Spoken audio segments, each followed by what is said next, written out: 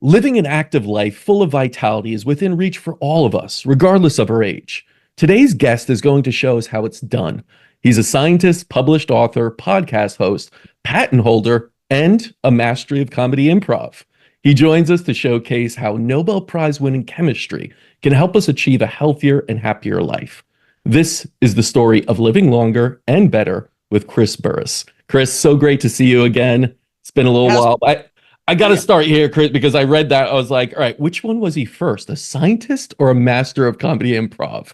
Oh, that's a great question. And it's an interesting answer, actually. But Casper, so great to connect with you. This has been kind of been a long time coming. Yes, I'm glad we're connecting. You joined me on my longevity summit. That was amazing. And then we bumped into each other kind of serendipitously at Biohacking Expo. Is biohacking something? This one was Expo, I think. Yes, Expo one. So many of them now. And connected well there. So I'm really glad that we're here today. And I like that question, even if it was kind of offhand and you didn't intend it to be answered. I'll describe this. So I did comedy improv for 5 years. The theater is literally right down the street. The long and short story is my wife is involved in the program Big Brothers, Big Sisters, and she had a little sister. Interesting. Oh, yeah. Interesting point. She kind of became our little sister, really my wife's little sister, runs my office. So we started knowing her when she was 12, and literally on the smart days, I do everything she tells me to. And part of Big Brothers Big Sisters is having activities with the littles, and this theater just down the road called Third Coast Comedy had this activity. And I went and I'm going to be 100% transparent, as ugly as this may sound. They're like, yeah, they're going to brainstorm stuff. I was like, I have stuff to offer. So I went to this thing, right? And so we go, and it was very interesting. And they were kind of marketing a free one-day improv course. And I'm not a theater geek. I didn't grow up, doing theater. I wish I had done more now, and kind of in hindsight, or some actually. And so I did this free course. I really enjoyed it. And then I did just signed up for the class, right? And the graduation ceremony for the class is you invite your friends and family. They pay $5 to watch you do comedy improv on stage, right? This is pretty daunting.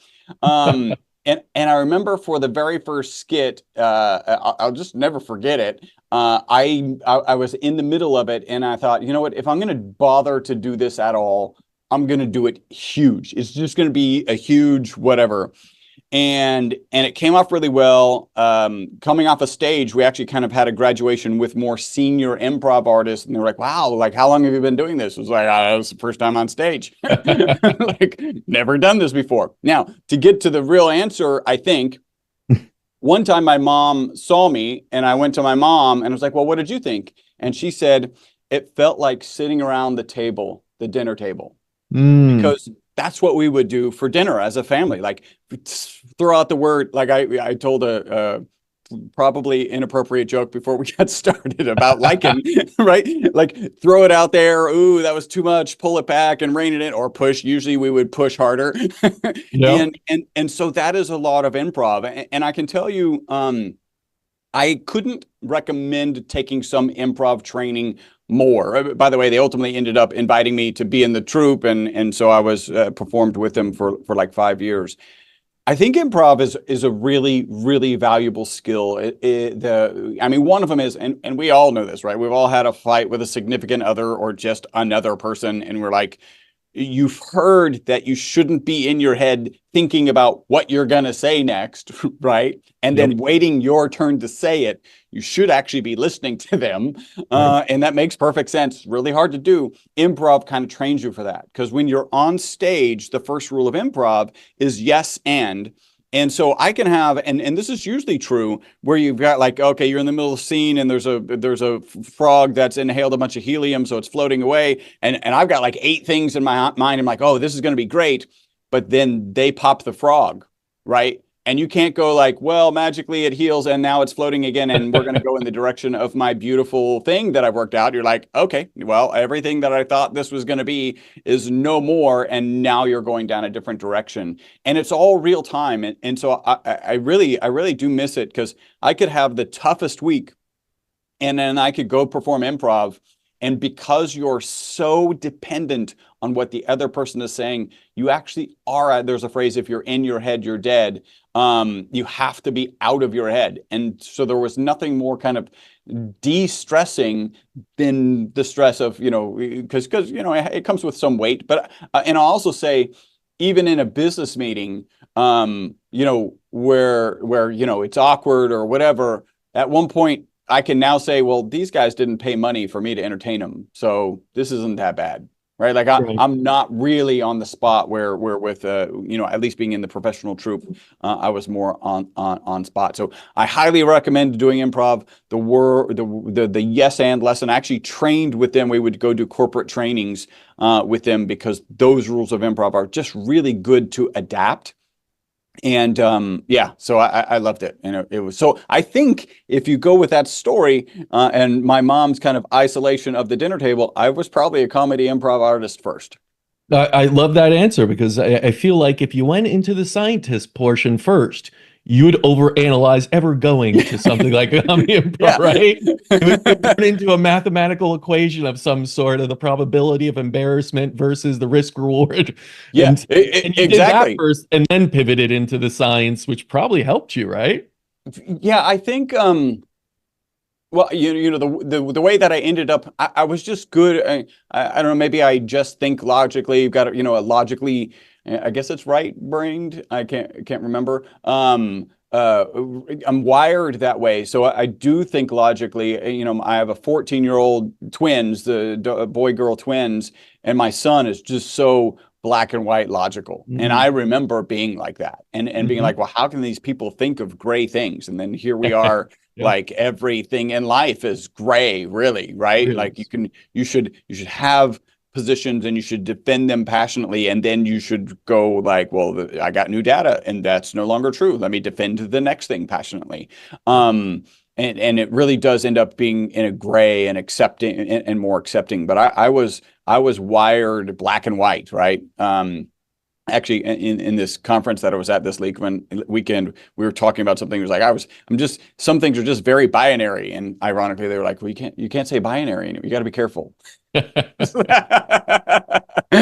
that to a scientist, right? Wording and the carefulness of what you use to describe certain scientific things now, right? Yeah, that's. Well, and I just think this is more of like a business lesson, and we'll talk health eventually. We'll get there. That you need to be you. You need to decide what your business is about, and frankly, the more it doesn't conform to what everyone expects, the probably more successful you're going to be, right? Because it's when you get into this niche and you have a particular mindset, and that mindset may buck the norms. Like if it's just going with the norms, then there's lots of them out there. But if it bucks the norms a little bit, or even a lot, then you start getting into niches, and you can build a tribe, and you can have a successful business in that space, and just be okay. Like people are like, oh, that's stupid. Yeah, I mean, like I'm sure somebody could say that, and that's okay. That's the gray area. Yep. I will say it's you could say the gray area. I like to say it's the rainbow between the black and white and all the other colors that you're missing. That really makes up so much of the world out there, everything. And that's why having that open mind, a lot of times in science, you're usually very rigid about what you're probably, studying, and you go down that rabbit hole and look at things in a microscope and find factual pieces, that you believe so much in the science of that. But to step away from that and hear something else and be open-minded is very, very difficult. And I think, remember being at conference, because you just kind of triggered a memory, being at conferences where you had a future Nobel Prize winner. This is related to the carbon molecule. And then actually people who had the data that could have made the discovery first. right? Like, so there's an ego coming into this, just like screaming at each other in an audience. And my first thought was like, well, but science is binary. It's yes or no. It's this way or that way. And then, but you start to learn more. You start to understand the actual process. And you do have debates, and sometimes they're vigorous debates, right? Because frankly, they'd be less vigorous if people would let their ego go. Yes. But the debating and the digging into information is really important. I think one of the things, and I think I've said this in an interview before, we kind of, some group of people lost the fact that you can debate something and still have something be the most right answer, right? And that even at the end of the debate, you may end up in small. I mean, just because we can debate flat Earth doesn't really make it debatable. Right. Right. Right. And I think that can get lost. Like, as soon as people see the debates, they're like, well, nobody knows. And that's not what's going on. It's testing the theories and then coming out of that with, logical conclusions. But yeah. Yeah.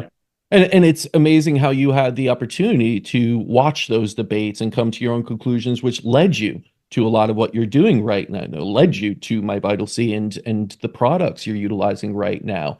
Can you go into what was that process of working around Nobel Prize winners out there in chemistry, taking tidbits probably from here, there, and everything coming together with this product? Can you go into that and what led you to start the company? Yeah, and that's a really kind of cool question. All right, so what we're talking about, what we're going to be talking about, I'm holding up a model of a molecule. Don't worry if you're listening. You just imagine a soccer ball where the lines on the soccer ball represent the bonds between the carbon atoms. You have a spherical molecule of 60 carbon atoms. The molecule was discovered in 1985 at Rice University. That's here in Houston. That's where we're based. And the three scientists who discovered it went on to win the Nobel Prize in 1996. My business partner and I started manufacturing it in 1991, right? So what is that? 5 years before they won the Nobel Prize. And frankly, it's recently that I've come to the realization this is a possibility that because we were in the market selling commercial quantities of this carbon nanomaterial, the scientists had access to enough material to realize what a spectacular discovery this was, ultimately leading to the Nobel Prize, right? So that we had some hand in it. Now, to get to your question, when we're thinking about starting, so how do we end up starting? By the way, this, Live Longer and Better, you kind of referenced it. It's a book I wrote. It's about this whole story, so you can find all these details. I'm extremely proud of it. I think it turned out very well, because I have a 2-time New York Times #1 best-selling author as my co-author. That's an interesting story in itself, but just to be a New York Times bestseller, like off the charts, crazy hard, 2 times #1. So my business partner was working at the Texas Center for Superconductivity. That's an organization housed onside the University of Houston campus, and that's where he and I met. And he was actually separating this molecule, right? So we call this particular one, the soccer ball shape, we call it ESS60. And in order to get pure ESS60, you have to isolate it from some of the other fullerenes. There's a whole collection of molecules called fullerenes, and they're different sizes, 60, 70 is the next predominant one, 76, 84. So he was isolating this material, and his professor, a Dr. Paul Chu, really famous in the superconductivity world. In fact, that building on campus, we would call it Chu's Castle, because that's why it happened. He came in one day and he said, "You guys are young," and I wasn't in this lab, this chromatography lab. "You guys are young kids. This material is selling for $6,000 a gram. You should go start a business selling this material." And my business partner, Robert, is from a business background, and he probably did a back of napkin calculation, which probably was the number 6,000 with a dollar sign in front of it, and said, "Yes, we should do this." And actually his lab partner, Diego, started down the path of making this equipment. And then they brought me on because they soon realized the process of manufacturing this molecule is really tough. And it's basically, you've got to vaporize graphite in an inert environment. And by the way, graphite is one of the hardest materials on the planet to vaporize. So you need Hmm. local temperatures of the sun. You take two rods and you need local Yep. temperatures of the sun between those two rods in order to vaporize those rods. It has to be in a vacuum chamber and has to be devoid of oxygen. So there's all sorts of constraints that make this really, really challenging to make. So we went and visited Dr. Smalley was really the lead researcher at Rice University. So it's kind of his name is the most predominant one on the discovery of this molecule. And we're like, hey, you guys are making small quantities. If you were to, this is a really neat machine. Thank you for letting us see it. You know, making drawings as real time. If you were to make another one of these, what would you do different? And they were like, we would do this. Okay, and so that piece of equipment that Robert and I put together is still to this day, right? So we're 33 years later. The best, most efficient way to manufacture fullerenes in general. And so the interactions, you know, in hindsight, you're like, wow, we were interacting with the lab that made a Nobel Prize-winning discovery. Because when we were there, it wasn't a Nobel Prize-winning discovery yet. It was just absolutely fantastic. And there was a lot of excitement. Just to share how much excitement, in 1991, that's the year we started the company, delivered our first commercial quantities. All 10, so they'll aggregate, you know, every scientific paper references another scientific paper, and then they aggregate which papers are referenced. All 10 of the 10 most referenced papers were about fullerenes.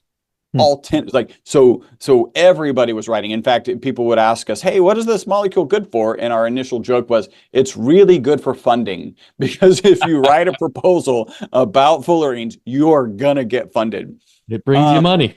Yeah. So you could get funding. And the reality is basically if you did that research, you could get funding.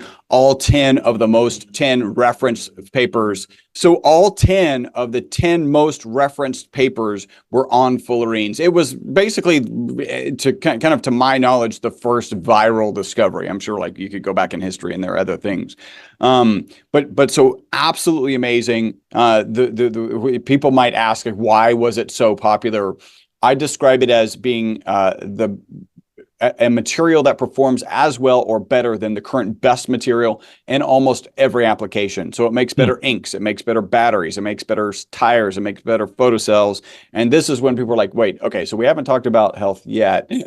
Yep. But now you're talking about inks, batteries, tires, and photocells in the same kind of breath of something that we might consume. That is this material. And then let me transition and then hand this back to you. So Please. They actually thought the molecule would be toxic, right? So they thought because it makes great inks, batteries, tires, and photocells, that man would be working with it on a regular basis. When man works with something on a regular basis, you got to understand its toxicity level. There's a shape on the exterior here of this soccer ball shaped molecule that looks like benzene. Now, benzene is a necessary component of modern society. It's ubiquitous. If you want to have some sort of understanding, just imagine all the look around wherever you're at, all the plastic gone, because benzene is the foundation of plastics, a lot of medicines, a lot of detergents. So we don't have modern society without benzene. But benzene on its own is known to be toxic and known to be a carcinogen. And for that reason, because that shape is on the exterior of this cage, they thought it would be toxic. They put it in a toxicity study. And remember, I mentioned that our lab provided the material to that original study and were mentioned in the original peer-reviewed published paper. Instead of being toxic, the test subjects that they gave it to, in this case, it was Wistar rats, lived 90% longer than the control group. So yeah, that's the single longest longevity experimental result on mammals in history, and it's peer-reviewed published research. And so, and there's actually a lot of other aspects of that study that are pretty phenomenal. But that's what really kind of changed, that publication is what changed my business partner and I, the trajectory, because it took another 5 years, about 5 years, to get us to the point where we were comfortable with this, like ingesting this on a regular basis. But that changed our trajectory from just being, I like to say, happy-go-lucky carbon nanomaterial scientists into getting into the health space. Ultimately, I did a longevity summit that you participated in. Ultimately, I wrote the book, Live Longer and Better, and my podcast just came out. And so it's really, I don't know, it was serendipity. I never expected to be in this place, and I honestly couldn't be happier because I get to hang out with people like you and learn things like what you know, and then what all these other people around us now know. It's pretty spectacular. No, it really is. And it's interesting, Chris, because throughout my years of traveling around, going to like expos and events and all these things all around the world, really, you hear things about fullerenes and C60. You learn about shungite, right? Which is a very interesting rock. I wear it on my bracelet here, and it's C6. It's almost like they can't understand. It was in Russia first found, and it's composed of these fullerenes and everything. Then I learned about plasma light that took two rods of graphite and pushed them together and heated them to create full spectrum light that can heal the skin and other things. And it was like, oh, wow, that's interesting. And then I heard about hyperpolarized light. We even use it here at the center that shines something through C60 in the lens and creates hyperpolarized light. And it's like, wow, why aren't we talking about this more? This element, the C60, as you call ESS 60, like, why is it, Chris, that more people aren't jumping on the bandwagon that you have and be like, this is amazing. 90%, you're saying it's going to make you live a little healthier? Like, then why isn't, massive amounts of funding coming in for the health side of it? Well, so I think the both answers are really pretty easy. One of them does land. I mean, we're the oldest and longest manufacturer of this molecule. When the study came out in 2012, it took till about 2013 for people to start calling us and saying, like, how much should I take? And you got to imagine Robert and I, conservative nanomaterial scientists, wait a minute, you're asking us how much of this material that we sell to research institutions around the world to put into inks, batteries, tires, and photocells, how much should you take? Right. And we actually wrote not for human consumption on our labeling in 2013. So from 1991, when we started selling it, all the way to 2013, there's no not for human consumption on our labeling. It just wasn't a concern, right? Right. Now, let me just be clear. The literature was clear. It's safe, right? But we're just conservative nanomaterial scientists, just like everyone else who thinks about inks, batteries, tires, photocells. Like, no, that's not really something that I'm probably going to consume. That's where we sat, and we were getting phone calls, and they were probably 2 phone calls a week, and people would be like, "Hey, my knee pain is gone," and we were like, "You mean the knee pain of your rat?" Because it literally says "not for human consumption" on the labeling, and they would go, "Yeah. If my rat weighed 270 pounds, how much should my rat take on a daily basis? And could they take more than that?" Right? And that was going on for some period of time. Really until about 2017, my business partner and I would get together and say, do we want to get into this market, right? You're in this space, and we'll call the health supplement market challenged. We'll call it challenged, right? That's nicely putting it.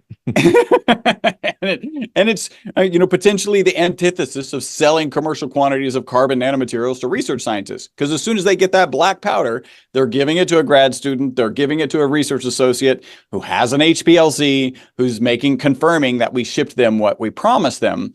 And that's not happening, right? Nobody's got an HPLC, who buys supplements and is testing to make sure it's ascorbic acid or whatever.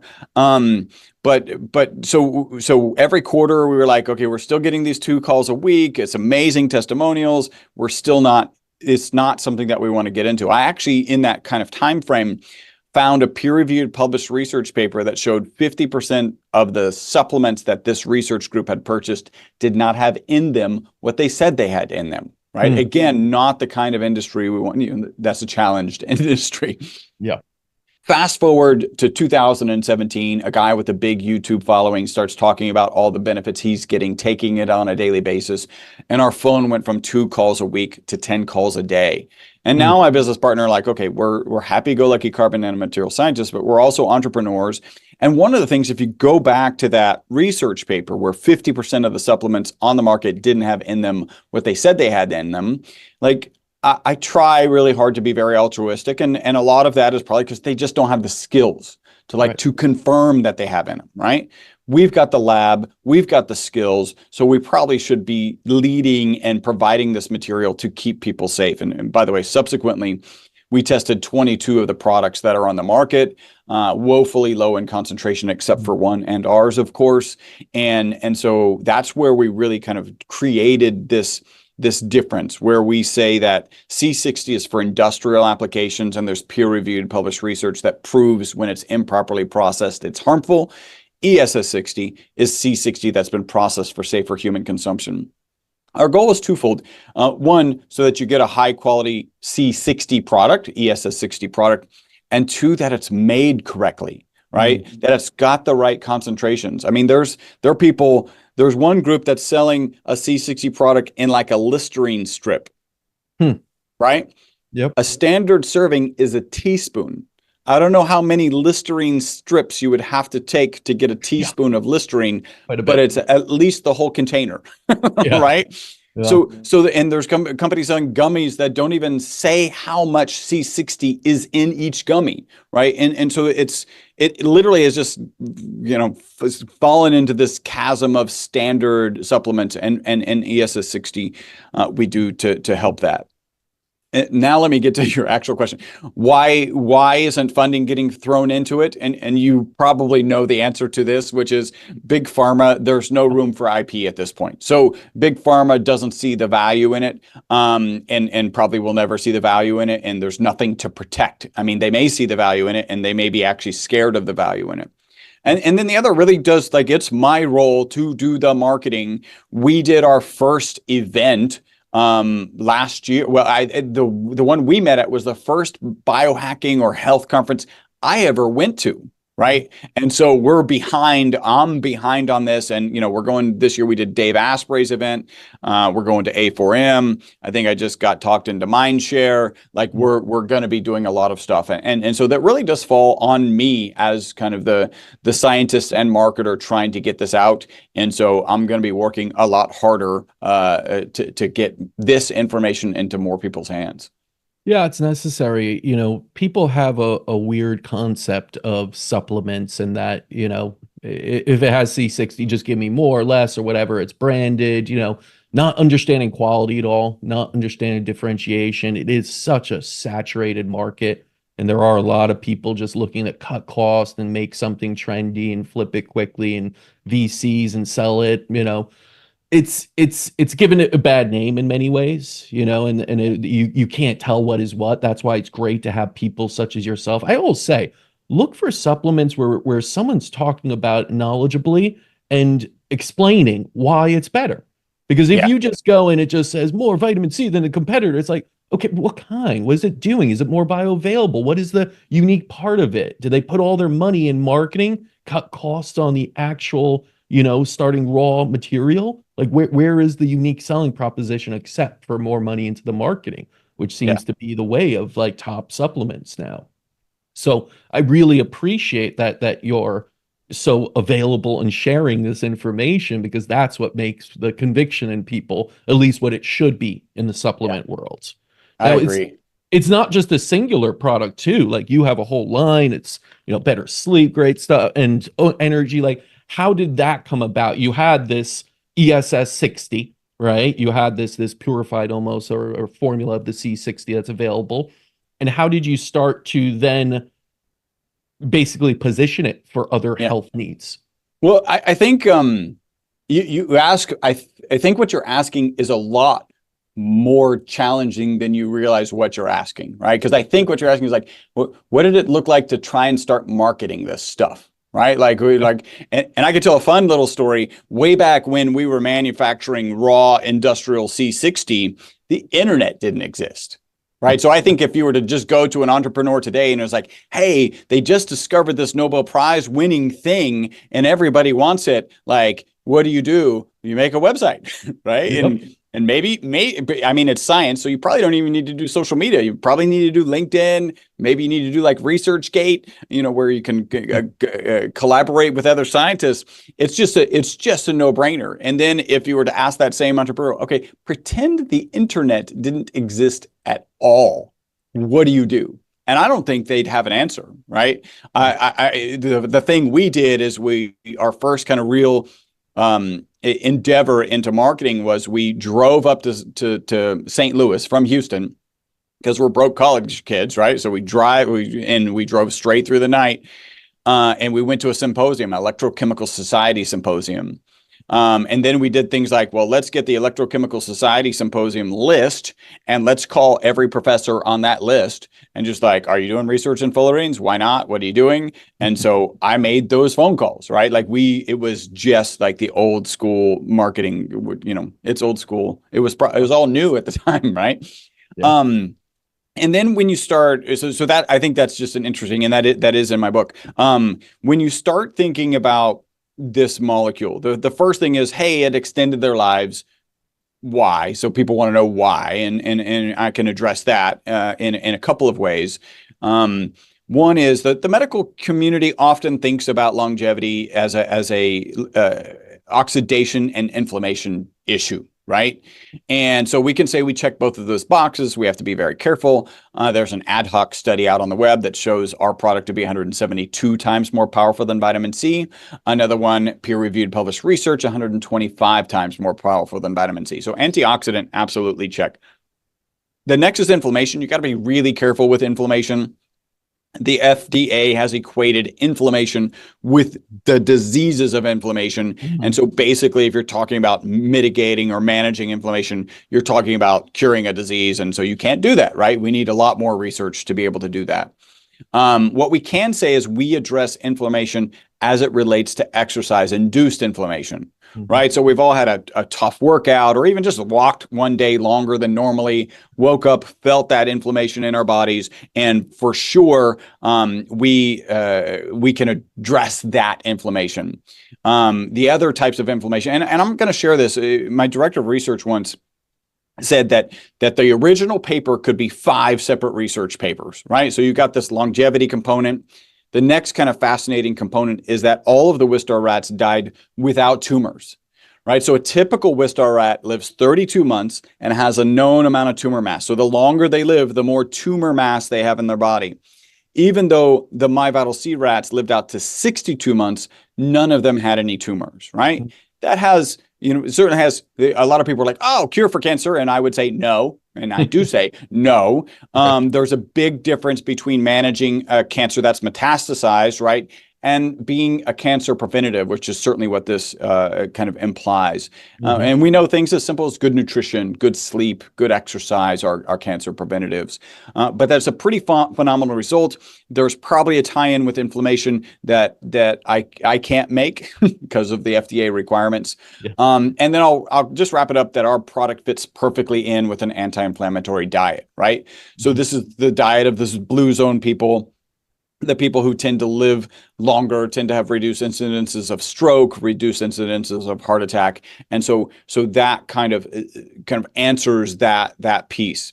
Now, when you start to, you got to take your theories, and then you got to couple them with what customers are sharing with you, right? And customers, our most consistent testimonial is people take it in the morning, they report mental focus and energy during the day, and then better sleep that night.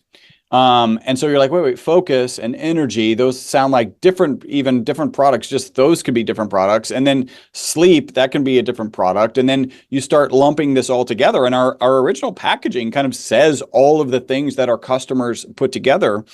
But as soon as you're like, yeah, it's good for sleep and lifespan ostensibly, and energy and eye health and joint health, and it's an oil, and you're like, yeah, I know what kind of oil that is. It's called snake oil. Like that's where your mind goes right away. And so I kind of knew that I needed to separate these out in terms of packaging, but I also I just want to be as transparent as possible. And so I thought, well, we got to figure out a different formulation for each of these things. And then one day I just said, you got to get over yourself, right? The reality is that to have the right conversations with people, you've got to have the packaging that focuses in on what they're trying to address. So it turns out those exercise recovery, focus and energy, better sleep, party recovery are all exactly the same product. That's just what our customers, in fact, it's what our customers were telling us when it said not for human consumption on the labeling. So you want to talk about placebo effect. The opposite of placebo effect is not for human consumption, right? Like this will do nothing for you. And then that's what our customers were saying. And from a business perspective, the hesitation is, I just don't want somebody like Casper goes on and he buys one of each, and then he gets them home and he's like, oh my God, they're the same. I've been ripped off. Okay, that's going to be a small percentage. One of the things we're very mindful is we would never, cross sell or upsell another of the same thing. Like that's where I think you bump into challenges. And then, our customer service has like 850 5-star reviews. It's going to be, hey, Casper, we understand it was never our intent. You want to send it back? You want to keep them? Like your refund? Like whatever it is, what do we need to do to make you happy about this miscommunication that we try very hard to avoid? So I think that's probably the answer. That like it's a challenge. No, definitely. You're absolutely right, Chris. It's an incredible challenge when you talk about something that is going to be healthy in numerous different ways for numerous systems of the body and react slightly differently in everyone else. I've seen those supplements where for some it's like, oh, my digestion improved. And it was like, oh, but it was pitched as a brain supplement, right? And it's like, how could that be? Because things act that way. Everything works holistically in the body, and each of us takes that element that is therapeutic and can help in different ways. Yeah. But people are always defined by what is bothering them or symptoms, what they have, whether it's, I have brain fog. I have to look for something that says it is against brain fog, right? Yeah. Calm, focus, and concentration, because otherwise, you're right. It seems like snake oil will be like, well, this will help in any way. Whatever you want it, that's, but that's step right up. That's really how so much of, health works, how good diets work and good food works as well. So I completely get that. Now, I also understand that any supplement can't make medical claims, but medical doctors use supplements to help their patients with medical, issues. Anecdotally, what have you been hearing from practitioners using this with patients? Yeah. Well, I'll start with our first, and then maybe I can get into the theory that kind of explains our head to toe testimonials. Yeah. Again, most consistent testimonial, people take it in the morning, they report mental focus and energy during the day, and then better sleep that night. And so I'll throw this out there. Because I already talked about the fact that they didn't have any tumors, right? That kind of goes us down this kind of cancer path. Can't make any claims, not making any claims, just sharing some pieces. We actually have kind of 3 late stage cancer groups that buy from us on a regular basis. It is part of their regular protocol. One of them is actually just down in Mexico, and he comes in fairly regularly and have really cool long biohacking conversations, and they're specifically targeting cancer. There's actually a patent related to treating cancer in pets with the molecule. And so it really does have a lot of promise in that space. And maybe it's as simple as we'll say the potential anti-inflammatory effects, or maybe it's this. In fact, here we can jump into it. So yeah, I'm always trying to adjust the theory, and we literally have testimonials from head to toe. And let me throw this out. The FDA has not evaluated our product. It is not intended to treat, diagnose, cure, or prevent any disease. People may think that it's a pain in the butt to say that. I'm actually glad it exists, because it really, we're really talking about a beta supplement. Like, it's early stages, and we're figuring things out. And so I've lost my train of thought. You didn't take your ESS 60 this morning. Yeah. Well, it's not done. I put a little bit in my coffee for sure. Well, we can talk. Okay. So, that's one. So late stage, right? We've got the four, actually it's 3 clinics that kind of serve late stage cancer. There's patents related to it actually managing cancer. And then, hey, we've got head to toe testimonials. Head to toe testimonials are, my hair is growing faster and it's coming in original color. The toe literally is, we have this influencer whose toe was bitten by a crab. And so his toenail was split his entire life. At one point, he was a Navy SEAL. So his entire life, he's got this split toenail. It healed at 65 after he started taking our product. So we literally have this head to toe kind of amazing testimonials, and people are like, what might be causing this? And so now we have the BOSS theory, buffering oxidative stress system. And that theory goes like this. We know that this molecule, this soccer ball shaped ESS60 molecule, gets into the mitochondria. And we know that from peer-reviewed published research. We also know from way back in the 90s, right, when it was the most talked about molecule on the planet, that it can hold up to 6 negatively charged particles, right? So you can get 6 negatively charged particles on the exterior of this cage. And so this BOSS theory, again, buffering oxidative stress system, says this. Well, first off, we know it's in the mitochondria. Real short history. Everyone in your audience knows this already. Mitochondria is the powerhouse of every cell. It's the thing that kind of converts the food we eat that's gotten through your gut lining. That food gets converted into ATP, the energy source of your cells.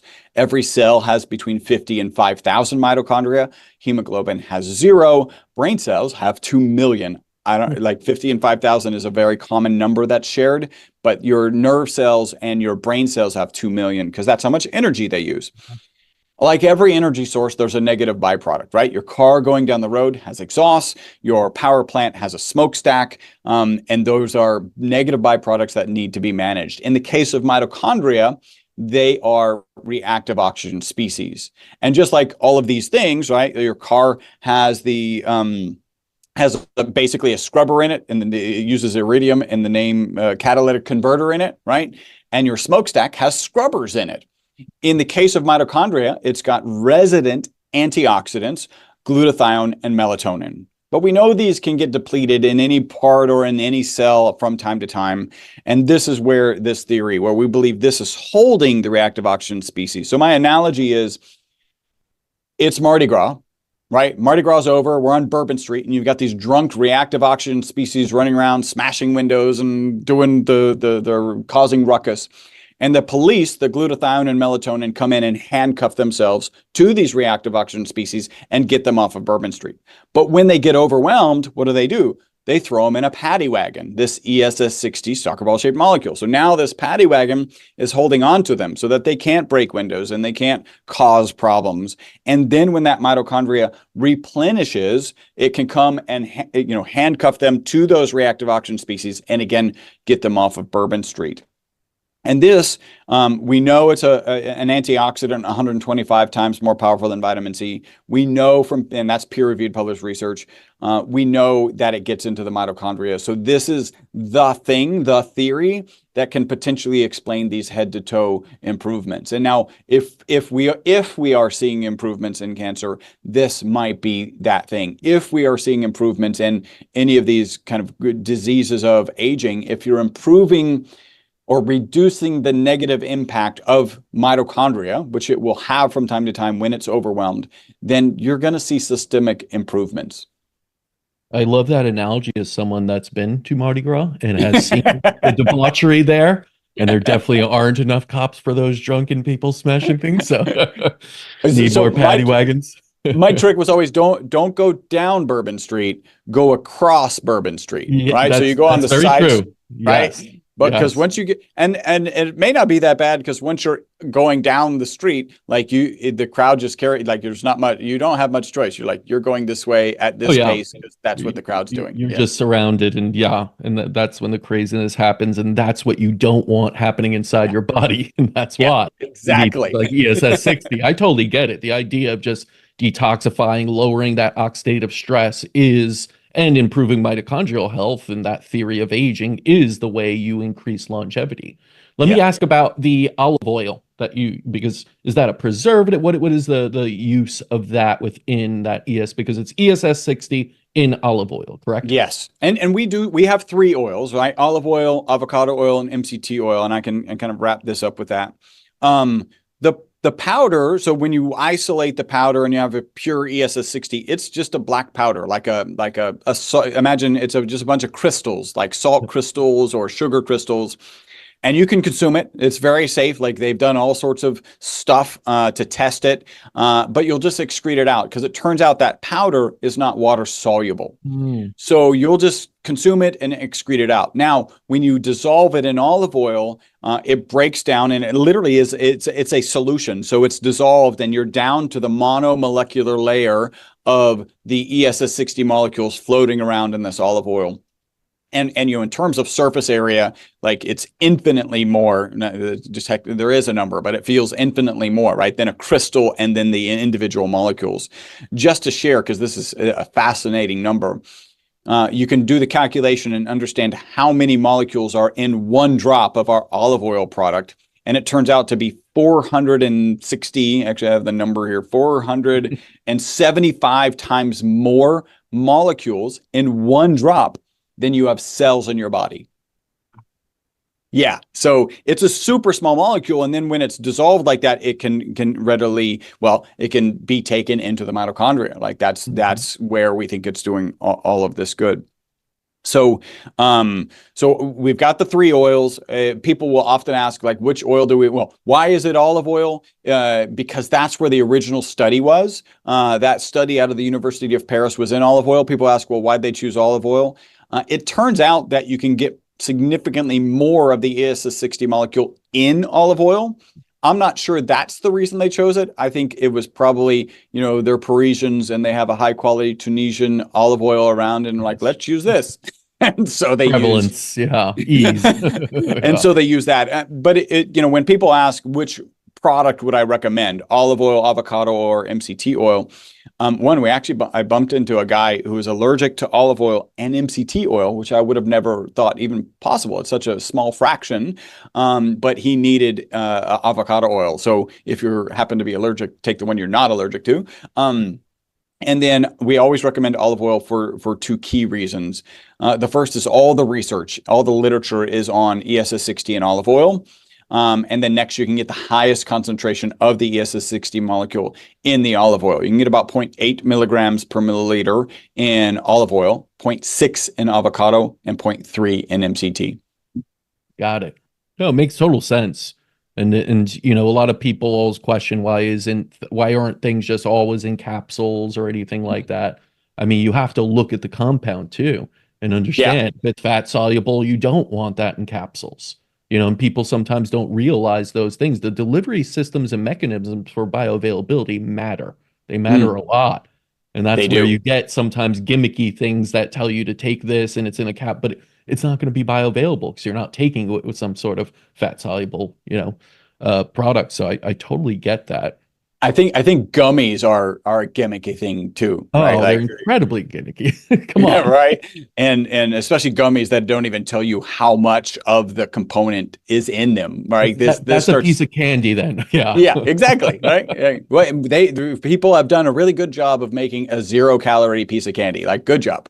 Again, Chris, this is the marketing of supplementation. It's not the health of outcome of supplementation. It's how do we sell this to placebo them into thinking they're doing something healthy in a gummy that has net negative probably ingredients within it. And yet it's convenient, it tastes good, and they think they're getting what we're telling them they're getting. So let them be, and we're going to make money off it. But it harms the whole industry, and that's why we need people such as yourself to go out there and speak about why these things. Because again, I know lots of people, I'll just say, oh, I don't like taking the liquids and everything. I have found that most supplements actually are usually more bioavailable or more efficient in a liquid format. And that goes back hundreds of years to European biological medicine and Paracelsus and all what they were doing in tinctures. And so I will say, like, don't be afraid of those things just because it's not, just some pill you go to or a gummy or something that's, suddenly a delicacy of sorts. That's not what you should be looking for. Efficacy matters, number one. It's interesting because, right, one of the things that we talk about regularly is this highly processed SAD diet, standard American diet, and like step one, I don't know, maybe movement, step two, get off the diet, or you could easily reverse those, or just do both, right? Like, get off that diet and start moving if you're not moving. But then our first gimmick is like, and it's not ours. We don't have any intention of doing gummies, mostly because you can't get enough in there to be of any viable quantity. But some companies have opted to go down this gummy path. I'm like, that's like, it doesn't get more ultra processed than gummies. Yeah. It really is a processed food that you're taking, not at all supplement anymore. You're obviously keyed in on longevity. I got to ask the first question. This is a two-part question, but let's start with what is the longest you think humans can live? Are you seeing it as that like 90% over where we currently are? Yeah, I think well, in the case of my product, we've got more research to do. No one's ever going to do a human trial on that longevity. I think that, the longest lived human is 122, and I like to break this down into two questions, which is what's possible today with what we have access today, and I think it's in the 125 to 150. And then we have what's possible in the future, and then you have the debate of how much farther in the future. I do sit in the camp, this kind of revolutionary camp, that I think eventually we can live forever. I think that we can put together the science, and I think that it's going to happen a lot faster than we realize. I love the stat that in 1950, medical information doubled every 50 years, every 50 years. Today, it doubles every 73 days. So what that means in this year, at the end of this year, we're going to have 16 times more information than we had at the beginning of this year. Now, you and I both know it's not all great information. There's a lot of repeat information, right? Like, this is just kind of an assessment of the papers, but it is a lot of information. And I think the reality is that number doesn't even really include AI. Now, you can write papers faster with AI, right? Like, you can just dump in the data and AI will spit out a report and you can tweak it, and great, you can publish a lot faster, right? And I think that's a good thing. But I don't think that's going to be the big advantage. I think AI is just, these large models are just so valuable from the perspective of, hey, you've got these 55 chemicals that you might want to look at for a cure to cancer. You should probably start with this one. Right? Because it's just the model can assimilate so much information that we can't.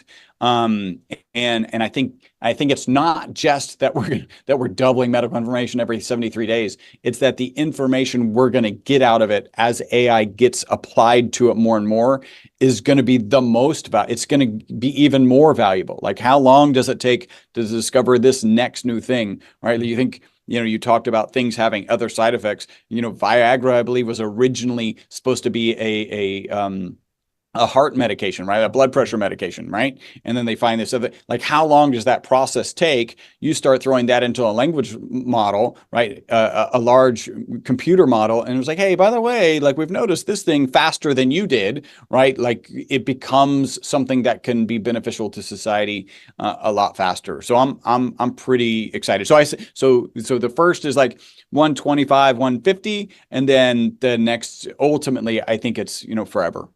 No, it's an amazing like thought process to see that we could potentially, like, even just bringing that up into the awareness field of people is like, what do you mean forever? And it's like, but it is something I believe in the right conditions and environment. We can extend it to a point of we won't see a limit to it in a sense. I believe that we have that ability within us and potential, right? The potential's there. You just have to, yeah, it's not going to happen right away, right now. Now, my next question is because, all right, how do we get to the 150 marker, right? What is your stack aside, obviously, ESS 60 is part of that. Yeah. But what are your recommendations in lifestyle and stacking other supplements? Like, what would you tell someone? Here's how you have your best shot of making it to 150. Well, I think so I was very fortunate that longevity summit that you were on. I put together questions, and it was one of those things, like, I didn't know what I was going to do with the information afterwards. In hindsight, I was like, well, that was pretty brilliant. It was not brilliant going in. It was just like, I feel like I should do this. And that is, I asked everyone that same question you asked: how long can humans live? How long do you intend to live? How long can humans live? What are 2 to 3 protocols, habits, mindsets about longevity that you would share? And so we aggregated all of that data, and it was kind of fascinating. The first number was something, so it broke down to, like, the main ones were mindset, exercise, nutrition, and sleep, right? Mindset, exercise, nutrition, and sleep. And then some community, right? Mhm. and they had mindset. I don't remember the exact number. So usually I've had that piece of paper. I need to print it out again. They had mindset right at about 30%. The exercise and nutrition were both right at 45%. And then sleep was lower than mindset. Hmm. And I thought originally, actually, no, it was a little bit higher than mindset. And I thought originally, man, maybe these experts got it wrong. Cause like if you read Dr. Matthew Walker's book about sleep, right? Like, and you're working with patients, if the sleep is off, like it doesn't matter what you do. Right. And I thought maybe they got it wrong, because sleep is so very important. And, and then it took me a couple days, and I was like, wait a minute, right? If you need to make an adjustment to your exercise regime, right? Even if that's like start moving, right? And you don't have the mindset, it's not going to happen. If you need to make nutritional changes and get off the SAD diet, you don't have the right mindset, it's not going to happen. You just need to put your phone down before you get in bed, right? 2 hours, hopefully, and hopefully you've already had the blue light setting on the phone on before even then, but you don't have the mindset, it's not going to happen. So I think mindset is really key. And I'm actually kind of in the process of putting together a 6-week longevity kind of starter course. Nice. And I do I do this kind of cheat. Before we start this first week, work on mindset, right? So like it's the throwaway week, because it really is that important. And then I would say, get your nutrition right. My focus today, and I spent the weekend with a group of people, and one of the guys in the group has a focus on fat, and I think he's probably going to change in the future. I certainly could, but right now my focus is protein. My focus is staving sarcopenia. Like, how do you push off any sort of sarcopenia? I love what Peter Tia says. When you're at what age, and maybe it's 80, what do you want to be able to do? You want to carry a couple of bags of groceries. You want to be able to pick up your grandkid. I love this kind of mindset.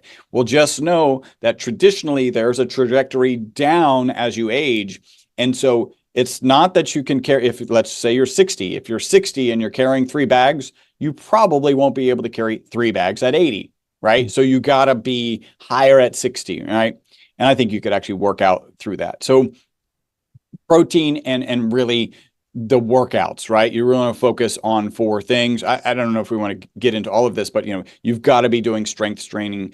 You got to be doing some VO2 max training. You got to be doing balance training, and you got to be doing flexibility training. And there's actually some things that can do 3 of them, right? So you can get into like Tai Chi. They actually do a couple of those. So it's not that you have to dedicate an hour to each. And then so nutrition, really protein, just whole foods. Like, I think if you just go whole foods, I don't care. I think ultimately what we see is people who get strict vegan fall off of it, and they don't fall off of it. They decide that that's no longer healthy for them. Even I think it's Saladino, right, with the carnivore diet, like he's fallen off of the strict carnivore diet, or has decided it's no longer healthy. So I think do those if that's what your calling is. The biggest value, I think, is that you're, in order to do those well, you're off the SAD diet, right?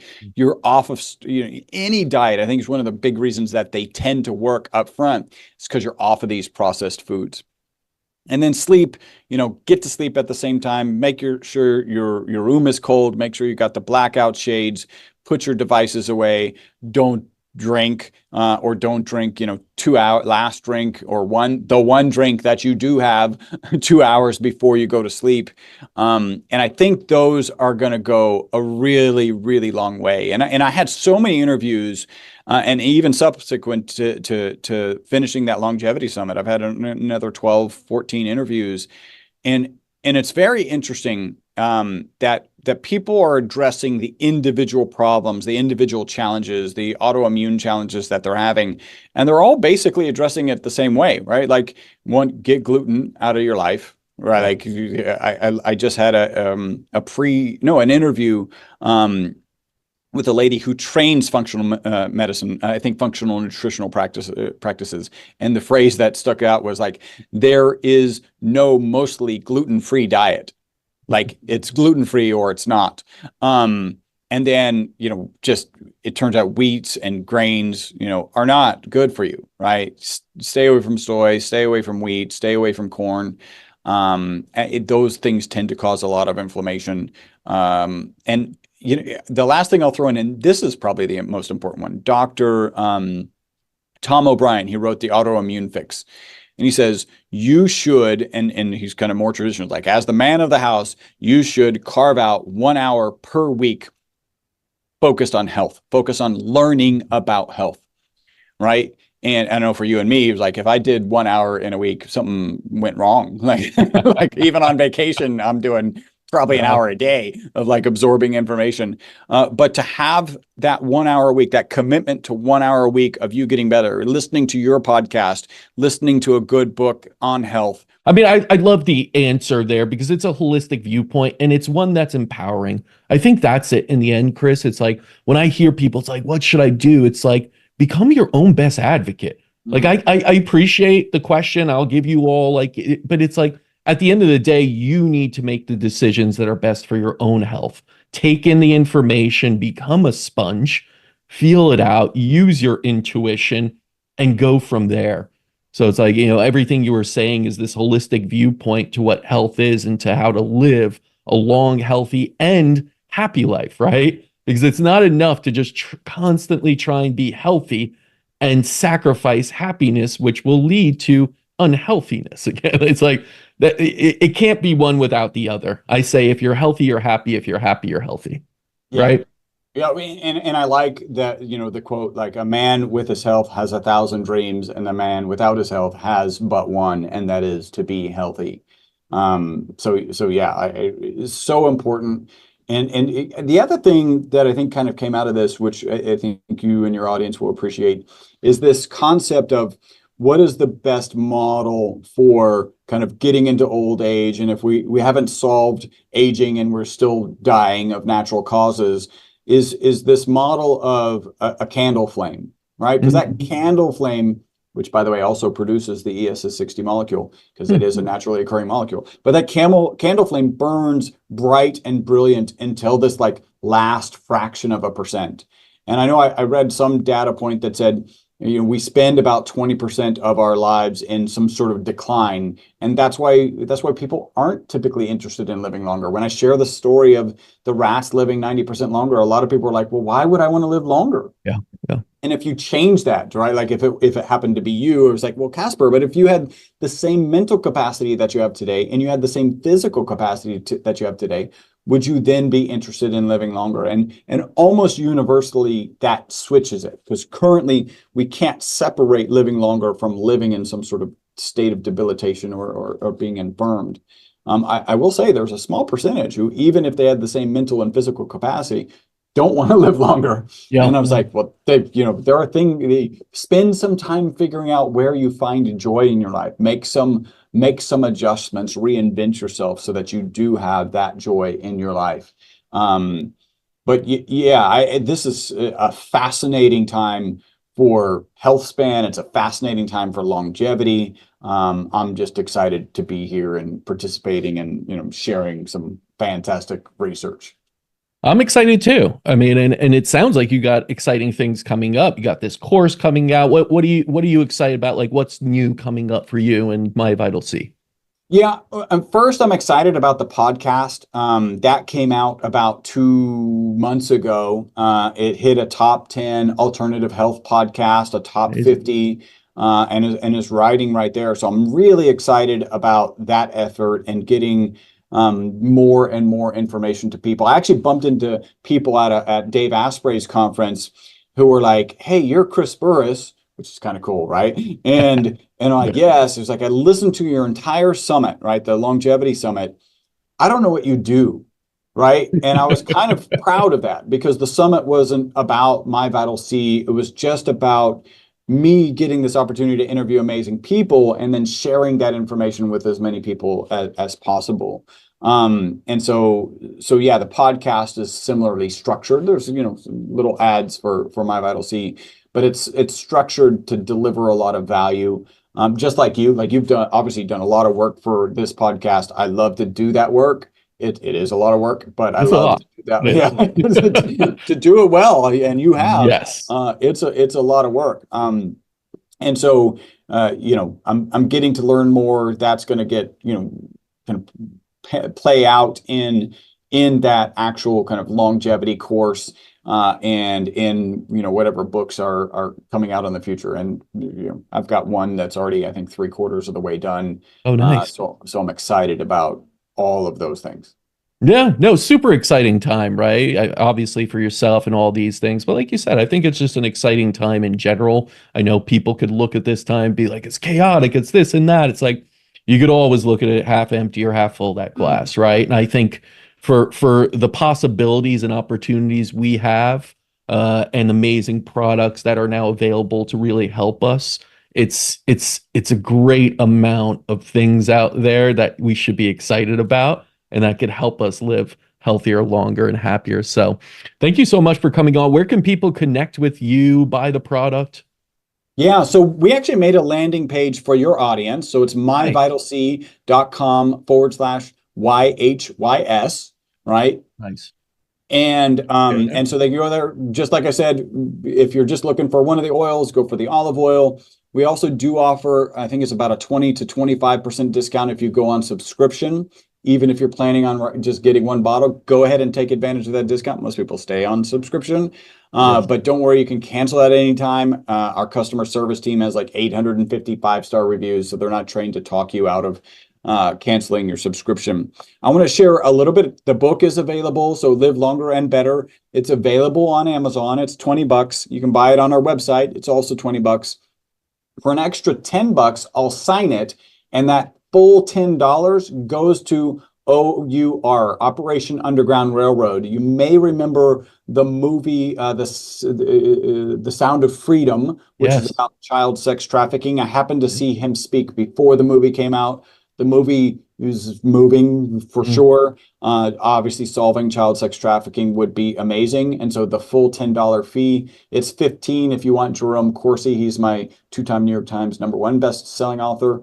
The whole $15 goes to Operation Underground Railroad. And then the podcast, you can find the podcast at livebeyondthenorms.com. I got to throw one more. I need to grow my Instagram account, so anybody who could help me grow my Instagram account would be amazing. And that's Instagram, and the handle is myvitalc, C as in carbon.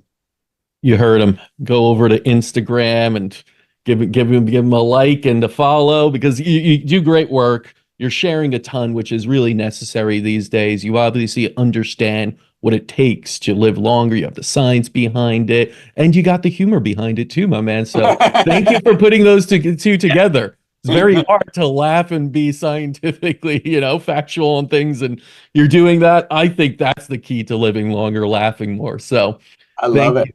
Thank you so much for your work, for coming on. I hope we see each other soon and bump into each other at a expo very shortly. Very cool. Same here. Thank you so much, Casper. All right. And you heard it here. Go check out Chris's awesome health products at myvitalc.com. Head over to Instagram and follow him there, also at myvitalc. And until next time, continue writing your own healing story.